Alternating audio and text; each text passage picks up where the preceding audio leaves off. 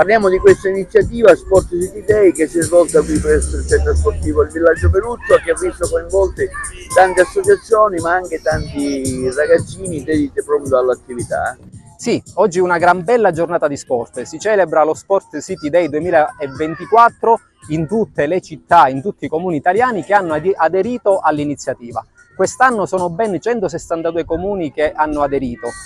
Lo slogan, l'hashtag della manifestazione è la Repubblica del Movimento, proprio perché Sport City Day vuole essere una celebrazione della promozione dello sport, del movimento, nello specifico all'aperto, e coinvolgendo, sensibilizzando quelli che sono gli enti pubblici, gli enti locali, le amministrazioni, le associazioni del territorio, a far sì che si possa porre attenzione a valorizzare quelli che sono gli spazi pubblici, le aree urbane, le ville, i giardini, ad adibire e rendere fruibili per tutti i cittadini a praticare libera attività sportiva.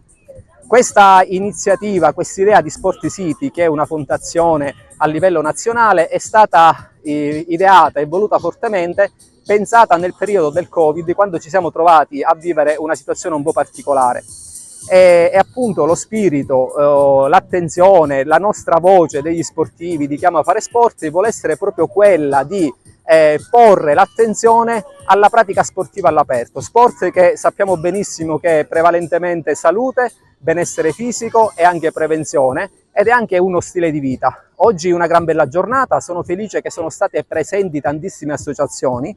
L'evento è stato organizzato diciamo di fretta in furia perché era stato difficile reperire una location dove ospitare tante società sportive, e ringrazio personalmente i gestori dell'impianto sportivo del Villaggio Peruzzo che si sono messi a disposizione per ospitare l'iniziativa. Abbiamo svolto oggi tantissime discipline, dal calcio con tanti bambini, dalla pallamano, la pallacanestro, il tennis di tavolo, le freccette, ginnastica posturale, vari gruppi sportivi che hanno fatto attività di fitness. Oggi un grande successo. È stata un'organizzazione in via sperimentale, io ho avuto anche contatti, sono stato contattato da parte di associazioni che non sono rimaste contente perché non sono state invitate, però l'evento, ripeto, è stato organizzato di fretta in furia in via sperimentale, e l'auspicio è quello per il prossimo anno di lavorare bene in sinergia con le istituzioni per poter dare maggiore risalto a questo evento nell'anno in cui Agrigento sarà anche capitale della cultura,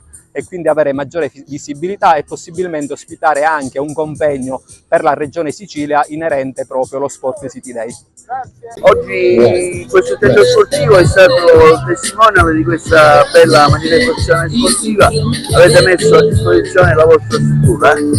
Sì, come sempre direi abbiamo ospitato questa manifestazione organizzata dalla Fondazione Sport City ed è stata una bella giornata di sport, e noi abbiamo anche partecipato con la nostra scuola calcio alle varie attività che si sono svolte. Non solo, voi fate anche altre iniziative durante l'anno? Sì, noi attualmente oltre alle varie scuole tennis, scuole calcio, stiamo portando avanti il progetto Spazi Civici di Comunità, che prevedono diverse discipline sportive, oltre naturalmente ai vari tornei di calcio che organizziamo sempre.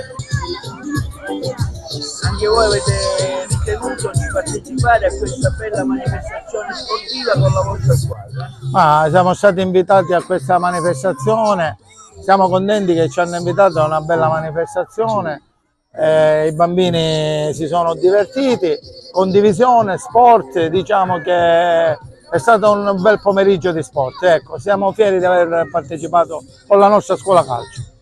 Dov'è la vostra scuola calcio? Che attività fate? La nostra scuola calcio è al Villaggio Peruzzo, la scuola calcio della Candera Villaggio Peruzzo, che è proprio la scuola calcio del campo Villaggio Peruzzo.